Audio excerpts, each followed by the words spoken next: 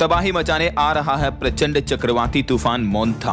भारी बारिश और 110 किलोमीटर प्रति घंटा की रफ्तार से हवाएं चलने की भी संभावना है। आईएमडी की तरफ से भी अलर्ट जारी किया है। जी हां, पूरे देश में चक्रवाती तूफान का खतरा मंडराने लगा है। मौसम विभाग की चेतावनी के मुताबिक कल 27 अक्टूबर को ये चक्रवाती तूफान मोंथा बंगाल की खाड़ी से टकराने वाला है, जिससे 110 किलोमीटर प्रति घंटा की रफ्तार से तेज तूफानी हवाएं चलने की भी संभावना है। वैसे ये आज 26-27 की शाम को ही उड़ीसा तट के आसपास समुद्र में बहुत खराब स्थितियां बनाएगा चक्रवाती तूफान, और अभी ये भारत के पूर्वी तट की ओर आगे बढ़ रहा है, जिसके चलते अत्यधिक भारी बारिश की आशंका है। अलर्ट मोड पर है उड़ीसा समेत ये 2 राज्य। तो ये चक्रवाती तूफान मोंथा, जिसका नामकरण थाईलैंड द्वारा किया गया है, ये 27-28 अक्टूबर को काकीनाडा के आसपास मछलीपट्टनम और कलिंगपट्टनम के बीच राज्य के तट को पार कर सकता है। बंगाल की खाड़ी में उठ रहे इस चक्रवाती तूफान के मद्देनजर आंध्र प्रदेश, उड़ीसा और तमिलनाडु, इन 3 राज्यों में तो हाई अलर्ट घोषित किया है। आईएमडी की तरफ से मिले ताजा अपडेट के मुताबिक ये तूफान शुरुआत में ही 90 से 100 किलोमीटर प्रति घंटा की तेज हवाओं के साथ भारत के पूर्वी तट की ओर आगे बढ़ रहा है। आईएमडी यानी भारतीय मौसम विज्ञान विभाग के मुताबिक आंध्र प्रदेश के तटीय क्षेत्रों और रायलसीमा क्षेत्र के कुछ हिस्सों में 27 अक्टूबर के बाद से बेहद भारी बारिश होने की आशंका है। उड़ीसा राज्य में भी तेज हवाएं चलेगी। उड़ीसा के भी 16 जिलों पर असर दिखेगा और 9 जिलों को तो स्पेशल चेतावनी जारी की गई है। इस बीच आंध्र प्रदेश सरकार ने तो एक्शन प्लान भी तैयार कर लिया है। बताया जा रहा है कि कल सुबह तक ये चक्रवात में बदल जाएगा, जो बंगाल की खाड़ी के ऊपर लो प्रेशर का एरिया बन रहा है, और इसी चक्रवात मोंथा के चलते आंध्र प्रदेश राज्य में भी अलर्ट जारी किया है। चक्रवात तूफान की चेतावनी के बीच आंध्र प्रदेश की सरकार भी सतर्क हुई। मुख्य सचिव ने सभी जिला कलेक्टरों को अहम निर्देश भी दिए और अधिकारियों को भी चक्रवात मोंथा के दौरान सतर्क रहने को कहा गया है। एनडीआरएफ और एसडीआरएफ के जवानों के साथ रेस्क्यू टीमें भी तैयार हैं। और पोल्यूशन पर भी खबर आ रही कि पंजाब के कपूरथला में भी एक्यूआई का लेवल 1000 के पार पहुंचा। यहाँ तो अभी दिल्ली से भी ज्यादा प्रदूषण के गंभीर हालात चल रहे हैं। इधर पश्चिम बंगाल, कोलकाता, दक्षिण बंगाल में भी चक्रवात तूफान मोंथा का खतरा मंडराया हुआ है। 28-29 अक्टूबर को यहाँ भी भारी बारिश और तूफान की संभावना जताई है मौसम विभाग ने। वहीं देखिए दोस्तों, उत्तर भारत में तो गुलाबी ठंड की भी शुरुआत हो चुकी है। पहाड़ी राज्यों में हो रही बारिश और बर्फबारी के कारण उत्तर भारत के कई राज्यों में तापमान गिरने लगा है, और पंजाब, बिहार, इन राज्यों में तो नदियां अभी भी उफान पर चल रही हैं। मोंथा चक्रवात को लेकर रेड अलर्ट जारी हुआ। उड़ीसा राज्य में तो सरकारी कर्मचारियों की छुट्टियां भी रद्द कर दी गई है और पर्यटकों को समुद्र तट में न जाने का आदेश जारी किया है। बंगाल की खाड़ी में बन रहा ये चक्रवात तूफान देश के कई राज्यों में तबाही मचा सकता है। स्पेशली दक्षिण भारत के कई राज्यों में आईएमडी ने रेड अलर्ट जारी किया है। और ठंड पर एक अपडेट देखिए दोस्तों, देश की राजधानी दिल्ली में 2 साल बाद अक्टूबर का सबसे ठंडा दिन रहा बीता दिन, जब दिल्ली का तापमान 15.8 डिग्री सेल्सियस तक दर्ज किया गया और उत्तराखंड की देवताल झील भी मानो जम से गई है। चलिए देश भर के कुछ और अलग अलग राज्यों के मौसम के अपडेट देखते हैं। बात करें मध्य प्रदेश राज्य की तो देखिए आप, एमपी के भी कई जिलों में बारिश हो रही है। श्योपुर के खेतों में तो किसानों का धान भी बह गया। मध्य प्रदेश के भोपाल और इंदौर में भी पानी गिरा। धार, बड़वानी, झाबुआ,